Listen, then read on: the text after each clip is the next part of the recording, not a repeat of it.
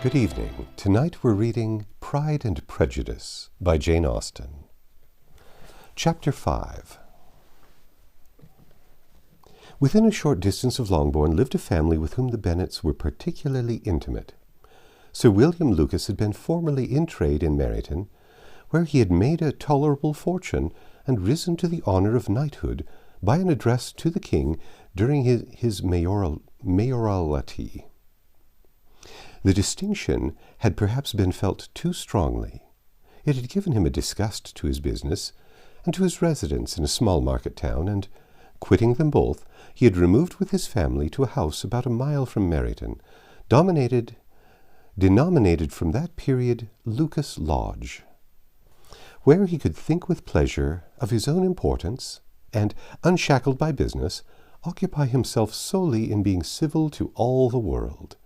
For though elated by his rank, it did not render him supercilious. On the contrary, he was all attention to everybody. By nature inoffensive, friendly, and obliging, his presentation at St. James's had made him courteous. Lady Lucas was a very good kind of woman, not too clever to be a valuable neighbour to Mrs. Bennet. They had several children. The eldest of them, a sensible, intelligent young woman, about 27, was Elizabeth's intimate friend. That the Miss Lucases and the Miss Bennets should meet to talk over a ball was absolutely necessary, and the morning after the assembly brought the former to Longbourn to hear and to communicate. "You began the evening well, Charlotte," said Mrs. Bennet, with civil self-command to Miss Lucas. "You were Mr. Bingley's first choice." "Yes, but he seemed to like his second better." "Oh, you mean Jane, I suppose, because he danced with her twice. To be sure, that did seem as if he admired her. Indeed, I rather believe he did. I heard something about it, but I hardly know what. Something about Mr. Robinson." "Perhaps you mean that I overheard between him and what I overheard between him and Mr. Robinson. Did not I mention it to you? Mr. Robinson asking him how he liked our Meryton assemblies, and whether he did not think there were a great many pretty women in the room, and which he thought the prettiest, and his answering immediately to the last question, 'Oh, the eldest Miss Bennet, beyond a doubt. There cannot be two opinions on that point.'" "Well, upon my word! Well, that was very decided indeed. That does seem as if... But, however, it may all come to nothing, you know." "My overhearings were more to the purpose than yours, Eliza," said Charlotte. "Mr. Darcy is not so well worth listening to as his friend, is he? Poor Eliza, to be only just tolerable." "I beg you would not put it into Lizzie's head to be vexed by his ill-treatment, for he is such a disagreeable man that it would be quite a misfortune to be liked by him. Mrs. Long told me last night that he sat close to her for half an hour without once opening his lips." "Are you quite sure, ma'am? Is not there a little mistake?" said Jane. "I certainly saw Mr. Darcy speaking to her."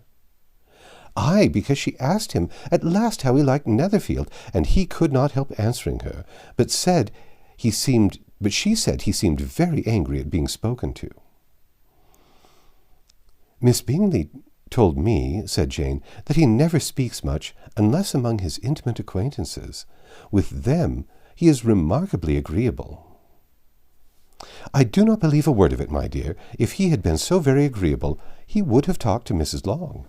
But I can guess how it was. Everybody says that he is eat up with pride, and I dare say he had heard somehow that Mrs. Long does not keep a carriage, and had come to the ball in a hack chaise."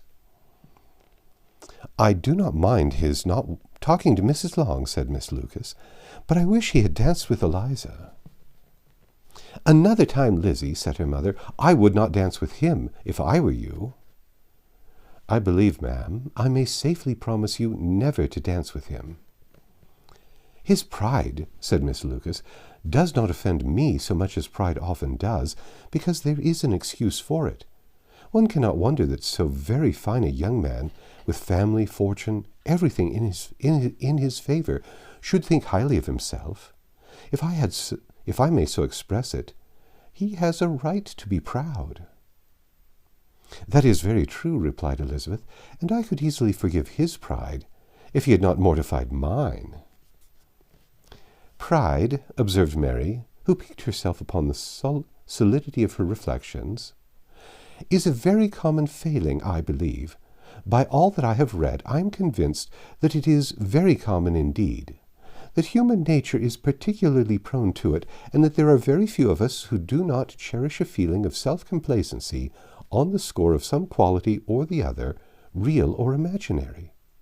Vanity and pride are different things, though the words are often used synonymously. A person may be proud without being vain.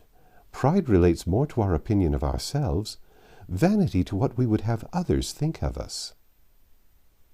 "If I were as rich as Mr. Darcy," cried a young Lucas, who came with his sisters, "I should not care how proud I was.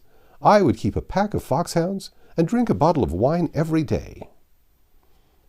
"Then you would drink a great deal more than you ought," said Mrs. Bennet, "and if I were able to see you at it, I should take away your bottle directly." The boy protested that she should not.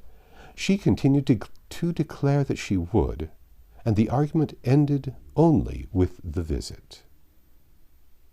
That's the end of Chapter 5. Come back tomorrow and we'll read Chapter 6.